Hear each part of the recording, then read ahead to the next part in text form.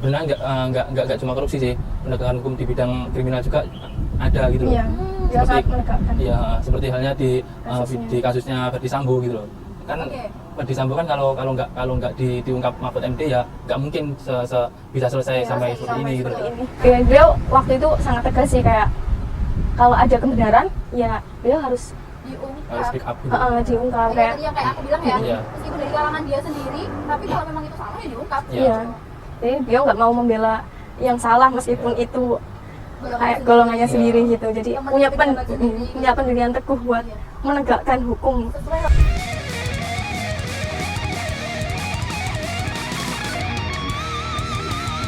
Dan ternyata setelah sekian banyak drama perpolitikan yang ada di Indonesia, kalian sudah dengar kan kalau Pak Mahfud itu ternyata bakalan jadi gandengan sama Pak Ganjar. Menurut kalian atau gimana sih sosok Pak Mahfud ini yang akan jadi pendamping Pak Ganjar untuk 5 tahun ke depan kalau dia ini jadi presiden gitu ya? Ya semoga aja jadi kan ya? Ya. Ya, amin. Amin. Ya kalau menurut saya sih ya dia kan salah satu guru besar akademisi dan juga salah satu pejabat yang sangat konsen lah pada bidang hukum ketatanegaraan dan hukum politik juga. Dia juga salah satu orang yang sangat konsen pada pemberantasan korupsi dan juga sangat gencar banget mengungkap pemberantasan korupsi yang ada di negeri ini. Apalagi nilai korupsinya tuh sangat tinggi banget. Sangat tinggi banget gitu. Yang mau dia ungkap gitu. Kalau kamu tuh gimana menurut kamu, Nanda? Iya, kayaknya pas banget ya Pak Mahfud sama Pak Ganjar itu, apalagi dengan pengalamannya Pak Mahfud yang begitu sangat banyak juga udah gitu ya. panjang banget mengikuti politik, terus prestasinya juga yang udah tidak diragukan lagi kan. Beliau juga tegas, apalagi yang dibutuhkan oleh Indonesia sekarang ini menurut saya penegakan hukum sih yang udah mulai melemah. Jadi kayak kita itu butuh banget sosok Pak Mahfud ini untuk menegakkan hukum Indonesia ini lebih ketat lagi. Karena memang nggak hanya misalnya gini, itu anak muda, butuhnya itu anak muda gitu. Itu nggak harus gitu terus gitu. Karena ya kita butuh sosok yang punya prestasi yang dari awal tuh udah luar biasa banget seperti Pak Mahfud ini untuk menemani Pak Ganjar yang udah keren. Pak Ganjar tuh udah keren kan sebenarnya kan. Ya dari awal lah. Dari awal tuh kan udah wow gitu. Pak Ganjar keren, ganteng gini-gini. Terus digandengin sama Pak Mahfud yang memang Pak Mahfud itu bukan anak muda ya, dari kalangan muda gitu. Lebih tua kan ya? Iya, lebih tua dari Pak Ganjar. Tapi malah justru keren. Iya, keren banget sih. Prestasinya tuh cocok banget gitu. Iya. Pak Mahfud sendiri kan mempunyai pengalaman juga di legislatif, di yudikatif dan juga eksekutif juga kan. Jadi ya sangat klop dengan Pak Ganjar gitu loh. Apalagi ya tentunya dia juga jadi dosen juga. Otomatis dia bergabung, sering banget ngobrol sama mahasiswa. Apalagi kemarin yang lucu tuh ada ini yang mahasiswa yang mau bimbingan. Bimbingan tapi ternyata Pak Mahfud ini nggak ada. Nyalon sama pres gitu loh. Jadi nanti mungkin ditemuinya di ini ya, Istana Negara kan. Iya, kalau jadi. Keren banget tuh jadi mahasiswanya Pak Mahfud tentunya. Iya. Jadi maksudnya nggak yang melulu anak muda tuh pimpinannya juga harus anak muda tuh enggak. Kalau kalian sendiri merasa bahwa Pak Mahfud ini kan memang gencar sekali di bagian korupsi. Iya. Apa sih kasus terakhir maksudnya yang lagi lagi pengen diungkap sama Pak Mahfud nih? Yang kemarin tuh apa tuh? Ya mungkin yang paling besar kasus di Kemenko itu ya, yang 300 sekian gitu loh, 300 sekian triliun gitu. Ya mungkin itu ya. Emang harus diungkap ya. Iya, harus diungkap. Dan Pak Mahfud yang berani untuk buka suara gitu ya. Terus juga maksudnya yang dulu-dulu tuh kasus korupsi yang diungkap beliau, terus sering banget jadi juru bicara setiap ada penanganan kasus-kasus korupsi gitu. Sebenarnya nggak cuma korupsi sih, penegakan hukum di bidang kriminal juga ada gitu loh. Seperti halnya di kasusnya Ferdy Sambo gitu loh. Kan Ferdy Sambo kan kalau nggak diungkap Mahfud MD ya nggak mungkin bisa selesai sampai seperti ini gitu. Karena memang itu pelik banget ya. Padahal itu kasusnya yang punya tuh ya dari petinggi juga itu pelik banget sih menurut aku, terus akhirnya bisa terungkap. Betul banget.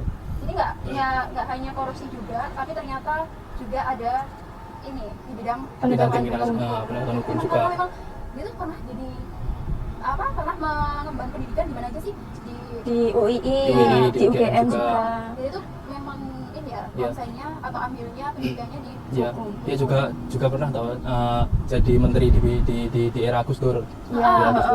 Terus itu ada tuh tagline-nya, bukan tagline-nya, apa sebutannya Gus Dur? Apa tuh? Saya lupa. Sebagai apa? Peluru tak terkendali. Gitu. Ya mungkin itu ya yang menjadikan Pak Mahfud sekarang jadi sangat vokal gitu loh. Iya, Sangat vokal di bidang hukum juga, di bidang kriminal, di bidang apapun itu yang ingin memberantas semuanya ya, yang semuanya. belum baik di Indonesia ini. Iya. Ya betul banget. Karena kan apa ya, Pak Mahfud dan Pak Ganjar tuh memang pengennya, memang tagline mereka berdua tuh memberantas korupsi dari awal. Sedangkan korupsi sekarang, kita bahasnya korupsi terus ya. Korupsi banyak banget ya. Iya, emang beritanya udah banyak banget. Banyak banget. Jadi kayak pengennya tuh nggak ada, ya semoga ya dengan mereka jadi, akhirnya korupsi sedikit demi sedikit bahkan bisa sangat berkurang persentasenya yang ada di Indonesia ini. Ya lagian kan dari Ganjar kan juga selama menjadi Gubernur Jawa Tengah, dia kan juga mempunyai tagline mau menghapusi korupsi juga gitu kan. Jadi ya sangat membantu sekali kalau Pak Mahfud menjadi cawapres Ganjar gitu loh. Apalagi kalau jadi. Pak Mahfud tuh juga sekarang tuh jabatannya dia sebagai Ketua Komite Koordinasi Nasional Pencegahan dan Pemberantasan Tindak Pidana Pencucian Uang atau TPPU itu ya. TPPU. Itu benar-benar sikap Mahfud yang paling berani, bukan paling berani, memang berani banget. Dia kan petinggi, pejabat. Tapi kayak ya wes temanku korupsi memang harus diungkap, santai gitu loh, bukan kok ya teman mungkin sesama pejabat korupsi terus ditutup-tutupin kan ada tuh. Ada beberapa lah. Tapi beliau sebagai itu tadi sangat getol, meskipun itu dari kalangan dia sendiri sebagai pejabat, tapi dia tuh benar-benar pengen membuka yang tidak terang itu. Ya contohnya yang terakhir temen gue ya sekitar 300 lebih lah. Itu besar loh. Apalagi di Kemenkes sendiri. Dari beberapa cawapres ya, mungkin Pak Mahfud yang apa ya, yang cocok kali ya, yang sangat apa ya, yang sangat kelihatan kualitasnya sebagai cawapres gitu loh. Ya bukan merendahkan ya, mungkin dari pengalaman, mungkin dari kualitas apa ya, pendidikan, kualitas di bidang penegakan hukum terutama masih kurang. Jadi kayak lebih unggul Pak Mahfud kayak. Iya, benar sih, karena masih sangat unggul daripada yang lain. Iya, mungkin itu yang menjadikan Bu Mega merekrut Pak Mahfud memilih mendapuk menjadi cawapres Pak Ganjar gitu loh. Ya karena gimana? Karena kan yang Pak Mega cari itu mestinya juga yang kita cari gitu. Iya, yang dibutuhkan masyarakat juga gitu loh. Meskipun Pak Mahfud bukan dari background partai merah ya. Tapi kan gimana kalau memang orang tuh yang dilihat tuh kayak hatinya gitu loh, apalagi pas bagian Pak Mahfud tuh ternyata anak-anaknya tidak diperbolehkan untuk mengungkap anaknya dari siapa gitu. Itu menurutku keren sih, karena ya memang itu tandanya dia tidak memanfaatkan popularitasnya, jabatan. Jadi biar anaknya nanti nggak memanfaatkan aku anak Pak Mahfud nih, aku harus diistimewakan lah, harus lebih dipandang lebih tinggi. Takutnya dari beberapa lembaga yang ada anaknya itu diistimewakan gitu loh. Kebanyakan kan sekarang tuh nggak gitu ya, pejabat tuh ya anak-anak pejabat tuh mesti show up sih bapaknya gitu. Tapi keren banget sih Pak Mahfud ini, emang bener, maksudnya dari beberapa calon itu kayak belum nonjol nih apa kualitasnya seberapa gitu kayak belum. Tapi Pak Mahfud ini udah dari dulu kualitasnya memang sudah tidak dilakukan lagi. Jadi menteri di kabinet era Gus Dur pernah menjadi menteri pertahanan, menteri kehakiman dan HAM juga di era Gus Dur juga. Pengalamannya udah banyak banget. Ya beliau waktu itu sangat tegas sih, kayak kalau ada kebenaran ya beliau harus speak up gitu. Diungkap kayak tadi yang kayak aku bilang ya, meskipun dari kalangan dia sendiri, tapi kalau memang itu salah ya diungkap. Jadi beliau nggak mau membela yang salah meskipun itu kayak golongannya sendiri gitu. Jadi punya pendirian teguh buat menegakkan hukum. Sesuai lah ya dengan karakteristik seorang calon pendamping pemimpin kita. Apalagi dulu tuh lahir 13 Mei. Apa sih? Taurus. Zodiaknya Taurus. Sangat ini ya. Sangat tegas. Pendiriannya tuh kuat, tegas. Terus dia pengennya memang punya kredibilitasnya tuh harus tinggi gitu loh. Jadi itu keren banget sih sama dari sosok dari Pak Mahfud ini, Prof. Mahfud ini sendiri. Dan menurutku dari dulu tuh nggak ada tuh kayak berita-berita yang miring ya. Nggak ada sih, belum ada. Kebanyakan memang terus prestasi gitu. Kan beberapa kali sempat menjadi juru bicara penanganan kasus korupsi yang tidak sepele gitu. Seperti Asabri dan Jiwasraya gitu. Itu. Jadi kayaknya emang isu yang paling sangat-sangat kita pengen dari seorang capres dan cawapres itu memang itu. Iya, pemberantasan korupsi. Iya. Ya mungkin itu yang harus dimiliki oleh beberapa capres dan cawapres, yaitu di konsen di bidang pemberantasan korupsi sih. Iya, karena kan kalau misal mau menyejahterakan rakyat kan kita harus dari ujungnya dulu kan, nggak mungkin kita kalau yang ngurusin itu udah nggak benar, apalagi nanti kita mau ngurusin langsung ke masyarakatnya gimana. Jadi ya kayak slogan beliau juga ada tuh, lebih baik ada DPR dan partai politik walaupun jelek, sekalipun jelek daripada tidak ada sama sekali. Itu menurutku ya relate banget sama Nanda ya, karena memang kalau tidak ada lembaga DPR atau parpol, kesewenang-wenangannya pasti ada gitu loh. Ya meskipun di beberapa lembaga DPR atau lembaga parpol ada yang menyalahgunakan jabatan, ada oknum yang itu juga harus ditata ulang sih. Rekrutannya juga harus selektif mungkin. Ya meskipun setiap jalan tuh tengah-tengahnya tuh pasti ada godaan gitu. Iya, pasti sih.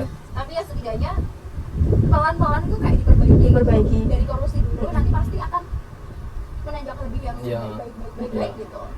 Karena memang ya itu tadi korupsi menjadi isu yang paling sangat panas di akhir-akhir ini. Sih. Ya kalau masih ada korupsi gimana Indonesia masyarakatnya mau hidup sejahtera, karena uangnya rakyat aja dinikmati oleh mereka. Jadi kayak pemecahan masalahnya itu harus dari akarnya sih. Jangan malah dari buahnya. Jadi harus dari akarnya dulu. Biar buahnya nanti jadi bagus. Karena memang ya sekarang tuh kayak korupsi itu nggak yang orang-orang tua gitu. Iya. Tapi anak-anak muda itu juga udah ada bibit-bibit seperti itu. Apalagi kasus-kasus yang kemarin dari partai mana tuh masih muda, masih seumuran sama kita ya. Iya. 24 kan mungkin. Udah jadi ladang. Bibit unggul korupsi. Jadi tentunya kita tuh pastinya pengen punya pemimpin yang bisa konsen terus korupsi. Karena kayak nggak pernah selesai gitu gak sih? Iya sih. Ada aja berita tuh kayak tentang korupsi di mana kayak tidak pernah selesai ya. Siapa ada proyek pasti ada korupsi. Iya benar. Tapi Pak Mahfud ini benar-benar yang dia tuh sama Pak Ganjar memang konsen banget di korupsi. Ya di tengah isu dinasti politik ini ya. Mungkin di tengah isu dinasti politik ini ya mungkin salah satu orang yang bisa mengeluarkan, yang bisa memberantas, yang bisa menyelesaikan masalah ini ya mungkin Ganjar dengan Pak Mahfud gitu. Iya. Karena kan sangat ramai banget ya ini bagaimana berita memberitakan Mahkamah Konstitusi ya. Ya mungkin itu mungkin apa ya? Kita butuh pemimpin yang sangat konsen terhadap yang sangat taat pada konstitusi, yang sangat taat pada hukum di negara ini juga. Jadi nggak dimanfaatkan oleh pihak-pihak tertentu untuk kepentingan tertentu, dan juga mungkin untuk keluarga kali. Iya. Dari itu dulu ya. Lembaga yang terendah dulu dari keluarga. Ya mungkin kita butuh pemimpin seperti Ganjar atau Pak Mahfud gitu loh, yang bisa memimpin negara ini menjadi lebih baik. Menjadi lebih baik. Jadi untuk 2024 kali ya nanti. 2024 lagi Ganjar dan Mahfud. Iya. Semoga aja ya. Karena memang ya apa yang diragukan dari mereka berdua kayak udah paket komplit aja gitu ya mereka ini. Udah paket klop gitu, paket yang kolab banget kalau memang jadi. Iya, benar banget. Jadi nggak harus milih yang anak muda ya, yang tua juga bisa memimpin lagi. Ya kan dari segi kualitas juga. Kita kalau nggak punya kualitas ya mungkin. Kualitas dan pengalaman juga. Kalau anak muda kan belum tentu kualitasnya baik juga kan. Jadi kita lihat dari kualitasnya sih. Siapa tahu kalau misal meskipun bukan anak muda, tapi beliau itu juga karena dosen sering berinteraksi sama mahasiswa, pastinya beliau juga paham pemikirannya mahasiswa itu seperti apa, karena beliau memahami kan, dia memahami mahasiswa, dia bisa mengimplementasikan apa yang diinginkan mahasiswa itu sendiri. Dan menurut aku tuh Pak Mahfud tuh asik juga sih orangnya ya. Nggak yang diem lah yang formal gitu, enggak. Lucu juga sih beliau. Jadi maksudnya nggak yang nanti bakal jadi collab yang jiglong gitu, enggak. Cocok banget loh. Apalagi sama-sama dari Jawa Timur. Maksudnya dari Jawa. Dari Jawa. Pak Mahfud dari Pamekasan. Pak Ganjar dari Jawa Tengah. Produk Jawa, masuk Jawa. Dan katanya juga pernah kuliah di UGM, punya visi yang sama juga, insya Allah sama Pak Ganjar. Harapan kita memang mereka berdua akan jadi the next presiden dan wakil presiden Indonesia. Pak dan kita menuju 2045 sih. Menuju menuju Indonesia yang apa tuh ya nanti? Ya, sama Ya. Indonesia Mas. yang bebas dari korupsi. Ya, Ya, bebas semoga dari aja korupsi. sih. Amin. Juga beliau Pak Mahfud sendiri kan orangnya juga apa namanya? Dia mencontoh Kanjeng Nabi kan. Ya. Dari pendapat-pendapatnya beliau bahwa ya kita itu nanti sebagai pemimpin juga harus berani miskin gitu karena biar kita itu bisa punya rasa empati, peduli ke orang miskin, nggak malah dijauhi gitu. Menurut pendapat beliau seperti itu. Jadi dia mencontohkan biar dia empati ke warganya Mas. iya, dia mencontoh kepemimpinannya Kanjeng Nabi yang waktu itu memang Kanjeng Nabi itu sangat berpengaruh dalam penyebaran Islam kan. Ya, kan Nabi yang terakhir dan juga pengaruhnya sangat besar dan beliau itu mencontoh sosok Kanjeng Nabi. Oh kalau nanti tuh kayak bisa dia tuh kayak itu kayaknya. Ya kan kita juga gitu loh Mas bicara tentang ini. kan kita juga nggak hanya butuh pemimpin yang paham di dunia aja biar bisa menuntut kita ke akhirat juga. Ya, Amin ya, semoga memang apa yang dikatakan tadi benar, matanya tuh benar-benar banget ketika membicarakan ini. Kalau kita kan tadi konsennya ke korupsi terus kan. Iya. Tadi bicara tentang ini, wah saya merinding juga loh ternyata baru ada seorang pejabat, maksudnya seorang petinggi gitu yang punya apa ya kayak role modelnya tuh loh. Ya. Ternyata Nabi Muhammad Ya, sepakat sih. Soalnya Pak Ganjar juga gitu. Iya. Turun ke masyarakat, turun ke rakyat, tidur di rumah masyarakat juga gitu. Jadi ya nggak melulu di kursi pemerintahan, ongkang-ongkang kayak menikmati AC, ruangan pejabat gitu. Jadi nggak gitu loh kalau Pak Ganjar gitu. Ya sama dengan kriteria Pak Jokowi sih menurut saya. Kalau Pak Jokowi kan juga apa ya, juga turun ke masyarakat, terjun langsung ke masyarakat gitu, lapis masyarakat. rendah loh itu ya. Iya. Itu sering banget loh mereka Pak Ganjar tuh kan berusukan kayak gitu kan. Iya, sering banget di apalagi Jawa Tengah kan saya sendiri orang Jawa Tengah ya. Jadi saya tahu. Tahu gitu ya gimana Pak Ganjar di dunia Jawa Tengah. Jadi kita bertiga sepakat banget nih ya. Kalau pasangan kedua sosok keren ini tuh maju dan jadi sebagai presiden dan juga wakil presiden in the next year. Iya, 2024. Indonesia Emas.